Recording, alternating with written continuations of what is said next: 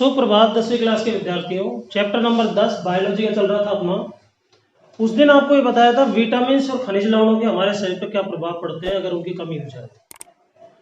Protein की कमी से यानी कि प्रोटीन कुपोषण भी बताया था। उससे दो प्रकार के रोग होते हैं, क्वाशियोरकर और मैरस्मस। इसी चैप्टर को आगे बढ़ाते हुए पीने योग्य जल में कौन कौन से गुण होने चाहिए। पेयजल, ड्रिंकिंग वाटर।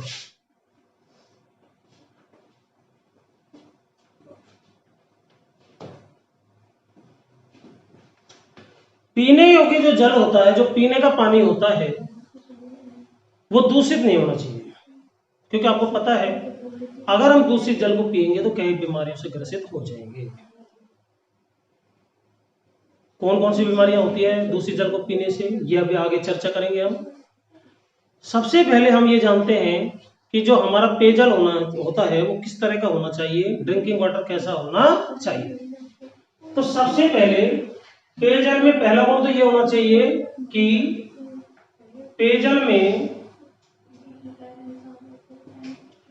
आंखों से दिखाई देने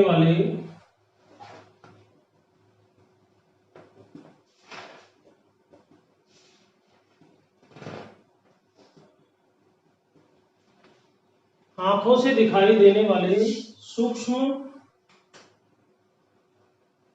कण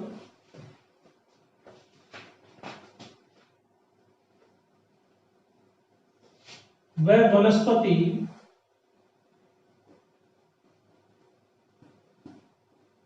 नहीं होनी चाहिए। यानी कि जब आप जल को देखो तो आपको उसमें कुछ नजर नहीं आना चाहिए जल के अतिरिक्त।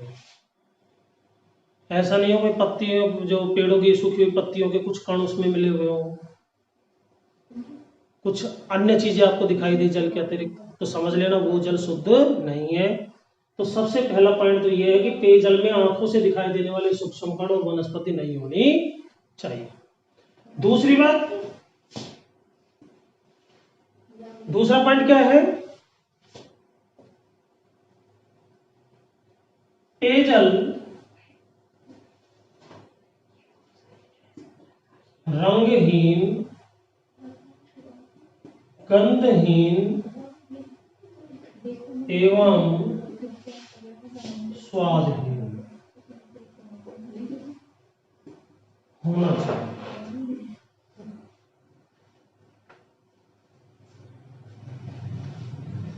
यानी कि कोई इसका विशेष रंग नहीं होना चाहिए। आप जानते हो जल रंगहीन होता है, उसका आपसे पूछा जल का रंग कैसा होता है, तो ये मत कहते नीला होता है।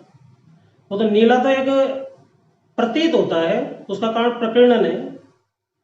विज्ञान की एक महत्वपूर्ण घटना है प्रकीर्णन। उसके कारण जल का कोई रंग नहीं होता है, ना जल काला होता है, ना पीला होता है, ना लाल होता है, ना हरा होता है, रंगहीन होता है।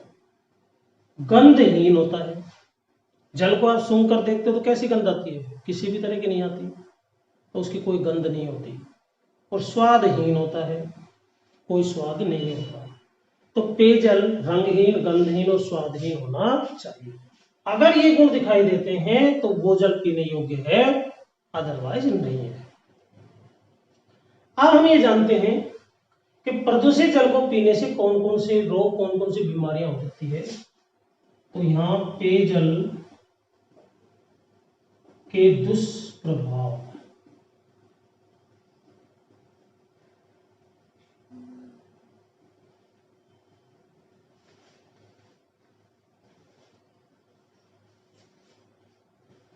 प्रदूषित जल के दुष्प्रभाव, पेयजल नहीं प्रदूषित जल, प्रदूषित जल के दुष्प्रभाव। अगर आपने दूषित जल पी लिया है तो आपके शरीर पर क्या प्रभाव पड़ेगा, ये रोग हो जाएंगे। कौन कौन से, पेचिस, अतिसार, टाइफाइड,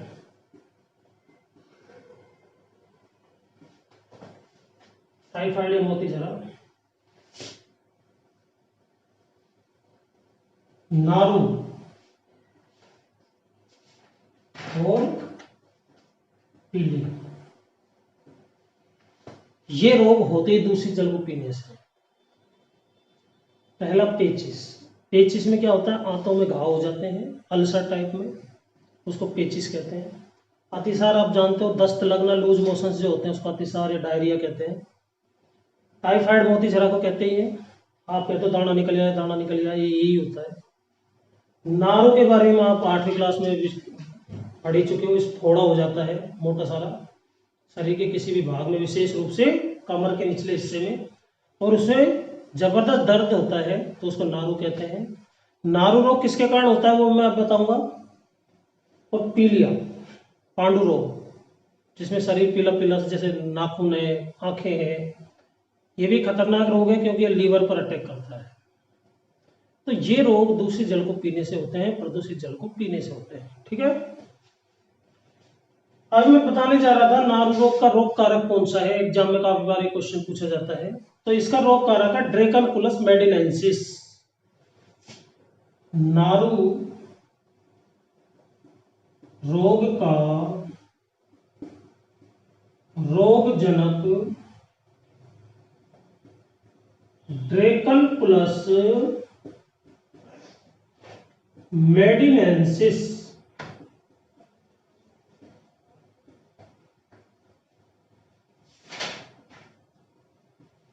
ड्रेकनकुलस मेडिनेंसिस है।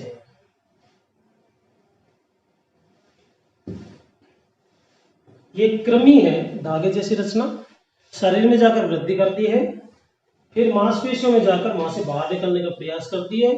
जहां से निकलने का प्रयास करती है वहीं पर हल्की सी एक फुंसी उठती है, फिर वो धीरे धीरे फोड़े का रूप धारण कर लेती है, जिसमें बहुत जबरदस्त दर्द होता है। तो इसको नारू रोग कहते हैं। विशेष रूप से जो रेगिस्तानी इलाके होते हैं जहाँ दूषित जल पीते हैं लोग पानी की कमी के कारण, वहां पर ये रोग बहुतायत में पाया जाता है।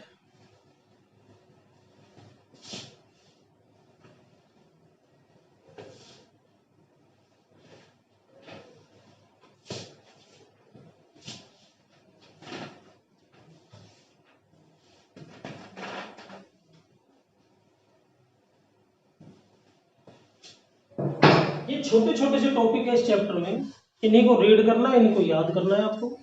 अगला जो टॉपिक है वो है मोटापा।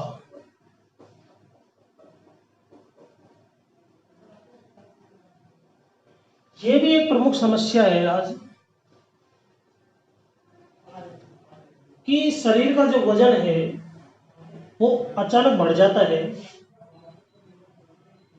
मोटापे रोग से ग्रसित है इसका। मोटापा अपने आप में कई रोगों को आमंत्रण देता है। मोटापे के कारण कौन कौन से रोग होते हैं? हृदय रोग,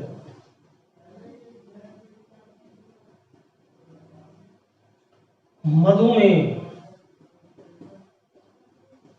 श्वसन संबंधित समस्याएं,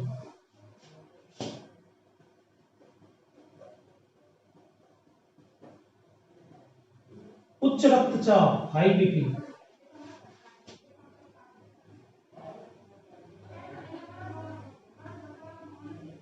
हृदय रोग, मधुमेह, श्वसन समस्याएं, उच्च रक्तचाप और कई प्रकार के कैंसर।